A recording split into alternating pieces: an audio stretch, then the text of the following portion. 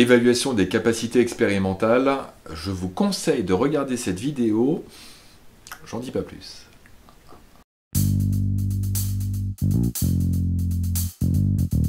Alors que les choses soient claires, ceux qui n'ont rien fait pendant un an, ça ne va pas vous sauver la mise, vous pouvez changer de vidéo.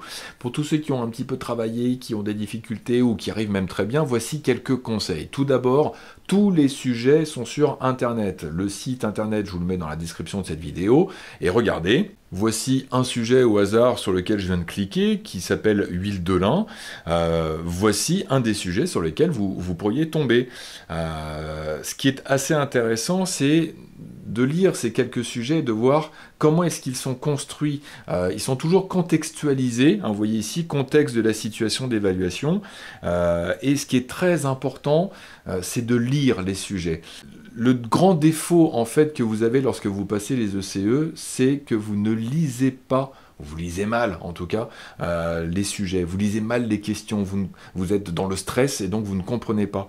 Focalisez-vous bien sur les questions, posez-vous la question qu'est-ce qu'on me demande et vous verrez, normalement ça va tout seul. Appelez le professeur pour lui présenter le schéma ou en cas de difficulté.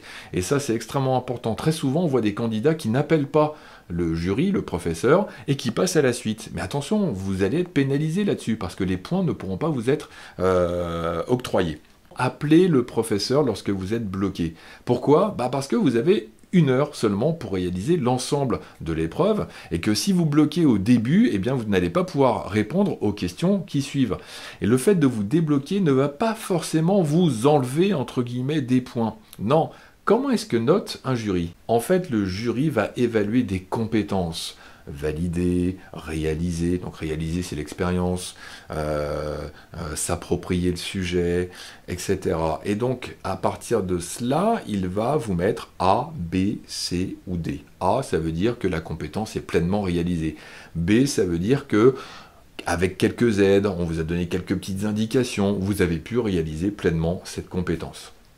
Quelque chose d'important, si vous bloquez à un moment donné, levez la main, le professeur va venir, et puis vous pouvez vous dire, voilà, excusez-moi, mais je n'arrive pas à comprendre telle phrase ou telle question.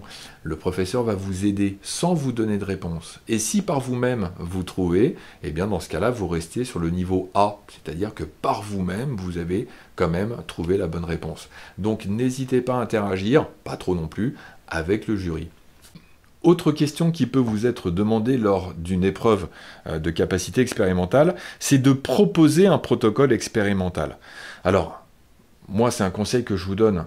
Écrivez ce protocole comme si vous vous adressiez à un technicien de laboratoire, c'est-à-dire il connaît le matériel, donc pas besoin de dire appuyer sur le bouton on, régler le petit bouton sur le volume 7, puis mettre la petite fiche bleue sur la petite fiche rouge. Non, ça on s'en fiche un petit peu. Ce qu'il faut, c'est vous adresser à un technicien de laboratoire qui connaît le matériel, mais il ne sait pas ce qu'il faut faire. Donc dans ce cas-là, ce que je vous conseille aussi, c'est d'écrire des phrases courtes avec le verbe d'action à l'infinitif. Proposer un protocole qui permette de vérifier qu'on obtient une atténuation du niveau sonore. Alors, je vais donner un protocole qui n'est pas le bon ici, mais admettons. Placer un haut-parleur sur la graduation 0 cm d'une règle. Placer un sonomètre à 20 cm de distance du haut-parleur. Effectuer la mesure du niveau sonore. Reculer le sonomètre de 10 cm. Effectuer de nouveau une mesure. Vous voyez, et ça vous passez à la ligne à chaque fois. Un protocole, ça doit être simple, lisible. Donc faites des phrases courtes, à l'infinitif, et encore une fois, adressez-vous au technicien de laboratoire qui connaît quand même le matériel.